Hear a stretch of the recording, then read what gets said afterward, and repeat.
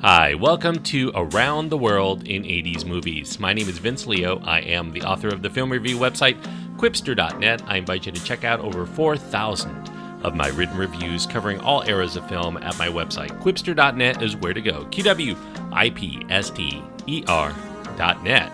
Today, I'm going to get into the second of a three-part series looking at vampires and vampire films of the 1980s, specifically with teenagers in the protagonist role.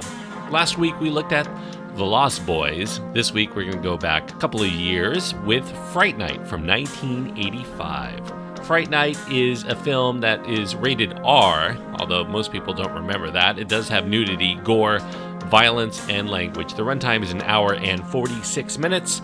William Ragsdale gets the main starring role. Chris Sarandon, Amanda Bearse, Roddy McDowall, Stephen Jeffries, and Jonathan Stark are also in the film. Tom Holland is the director as well as the screenwriter. William Ragsdale stars as Charley Brewster. Charley's a typical suburban teenager who has a special interest in old-time horror B-movies, the kind that are seen on the local Creep Fest TV showcase called Fright Night. That show is hosted by the self-proclaimed king of vampire hunting films, Peter Vincent, played by Roddy McDowall. Now, it's all fantasy to Charley, at least until he spies on his new neighbors in the house next door and discovers that there's a man there that is, in fact, a vampire himself. Or so Charley thinks, that vampire played by Chris Sarandon.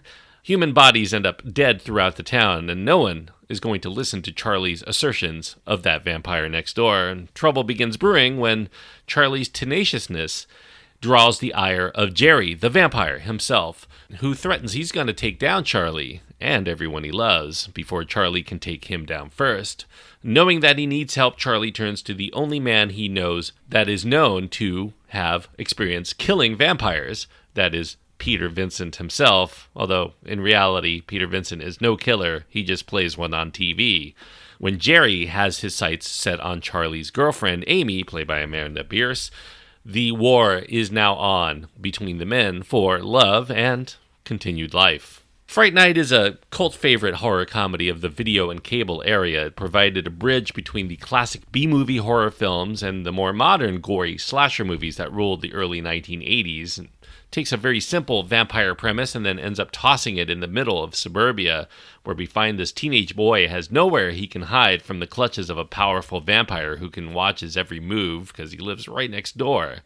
It's seen as the Boy Who Cried Wolf story, but this time with a vampire tossed in, and merges that with a Brian De Palma-esque sensational and erotic thriller element with goopy but mild gore, and it makes for an entertaining adolescent fantasy film for lovers of the macabre. Now, good casting is the strength of this enjoyable horror release.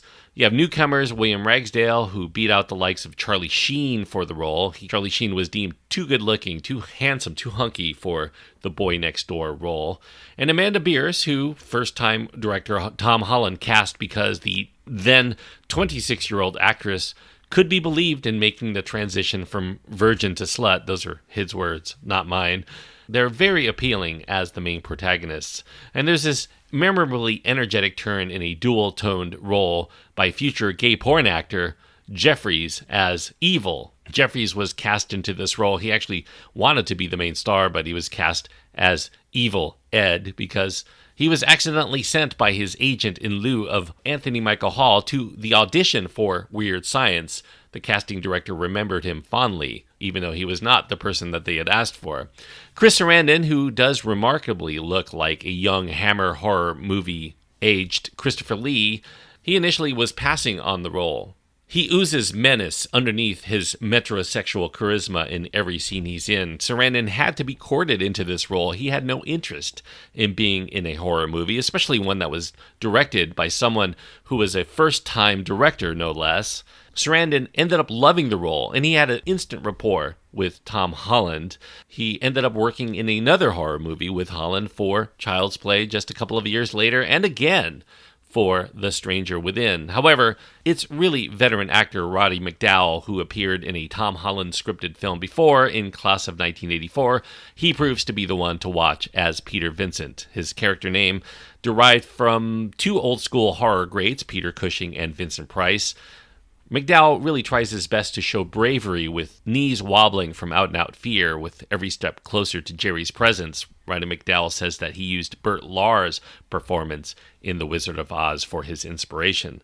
Vincent Price was originally sought for that part, but he was a little too physically ill at the time to act without a lot of effort, and he felt that he had spoofed his image so many times in horror films to merit coming back to the movies for yet another example. However, when he saw the film, he complimented McDowall for his portrayal of the B-movie vampire slayer, especially in the way that he makes the character his own instead of an impression of him.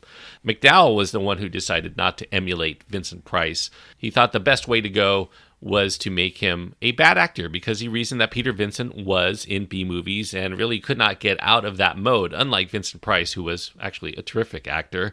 The originally scripted ending involved a twist in which Peter Vincent is revealed to be a vampire himself by turning into a bat on his TV show, but wiser heads ended up prevailing and that was never filmed. Now, unlike most other combinations of comedy and horror, Fright Night works because we like these characters. We like their interactions. It's kind of similar to Ghostbusters the year before. We're on the side of the good guys, not because we hate the bad guy per se, but because we learn enough about these protagonists to want them to succeed. We can even claim to not despise the bad guy here because Jerry is seductive and on occasion surprisingly merciful and willing to let Charlie off the hook for knowing what he knows, provided that he agrees to forget. However, we have this irresistible force and this immovable object in both of their character makeups, and so the real test comes in seeing which one is going to end up folding first. Now, many fans have caught on to the homoerotic undertones within the interplay between the two main characters, although the actors were not really explicitly made aware of them until they saw the film to witness Charlie's rear window-esque voyeurism. He ignores the green light for sex given by his girlfriend in order to watch the carnal escapades of the man next door, and Jerry's enticing lines to the perhaps closeted evil Ed. His quote is, "You don't have to be afraid of me. I know what it's like to be different." Tom Holland, upon hearing that a lot of people have this read of his film, has subsequently claimed that while he sees this reading as valid, the gay subtext was not a conscious decision on his part, although he definitely agrees that it is there for those who seek it. However, in the comparison to Ghostbusters, Ghostbusters plays a lot more for laughs than scares. Fright Night is not really funny. It is comical, but it generates most of its amusement from the comic relief that's provided through the tensest of moments, rather than in anything that would be funny on its own. And without the lighter tone and the allusions to classic horror of days gone by, I think this would be fairly routine stuff, very derivative of other vampire flicks that have come before. It's kind of like An American Werewolf in London. That's another movie that features lengthy scenes of practical effects, of transformation from man to monster. Coincidentally, former ILM, Industrial Light and Magic Effects guru Richard Edlund's Boss Film Corporation also did some of the effects work for Ghostbusters under the team's original name of Effects Entertainment Group. The interest is raised in the telling of the story rather than the story itself, and Fright Night spins a pretty good vampire yarn with a comic book mentality that actually does work. Now, Fright Night would end up proving to be a decent hit at the box office, primarily because its production budget was a modest $8 to $10 million, and that it would end up raking just under $25 million. That was the second highest horror film of that year, just behind Nightmare on Elm Street Part 2. That was not bad at all for a film that had an R rating, but was not entirely appealing to adults. It did better than the John Hughes film, by the way, Weird Science, a PG-13 teen-oriented film with a hit song on the radio that came out the same week. It's kind of hard to believe in retrospect that Fright Night would outdo that film at the box office, and did even better once it hit home video. A follow-up was already given the green light before it was even released into theaters because of positive test screenings, but it actually didn't even come out into theaters until 1988. And that film was written but not directed by Holland, who instead concentrated his efforts behind the camera for that other horror franchise in the making, Child's Play. Now, Fright Night is not the sort of film that you could point to as an example of a trend-setting horror film, so much as one that actually took pre-existing conventions at the time and blended them into this satisfying hybrid. It took all of the popular teenage films of the early 1980s, the campy horror, the voyeuristic sex comedies, the suburban paranoia, and all of those things that were tropes of the era, and capitalized on their appeal enough to overcome any redundancy in its execution of these other films. Writer-director Tom Holland, who had already penned a few minor camp classics in the early 80s, he wrote Psycho 2, he wrote Cloak and Dagger, which was his other film about a boy who cries wolf, and he wrote, as I mentioned earlier, Class of 1984. This really tested his ability to conceive his vision with his first directorial outing. As Fright Night shows, Tom Holland studied the old films and brought their visual appeal to a modern generation quite well. And Fright Night is a film that entertains pretty much any time I catch it. I really enjoy Fright Night. I don't consider it a great film. I consider it a very fun film, but it delivers pretty much any time I watch it. So I'm going to give Fright Night 3 stars out of 4. 3 stars on my scale means I do recommend it for those people who like this kind of movie. Obviously, if you're a fan of the 1980s and you like your horror films, you definitely want to give this one a look if you haven't done so already. I can imagine if you're an 80s fan and you like horror films, this probably is one you've watched multiple times over the years. 3 stars is what I'll give Fright Night. And as far as what I'm going to follow this up with, I might be cheating here a little bit. And I claimed that I would be reviewing films in which the protagonist was a teenager in a horror movie, a vampire movie. Next week, I'm going to follow up Fright Night with its sequel that came out just a couple of years later with Fright Night Part 2.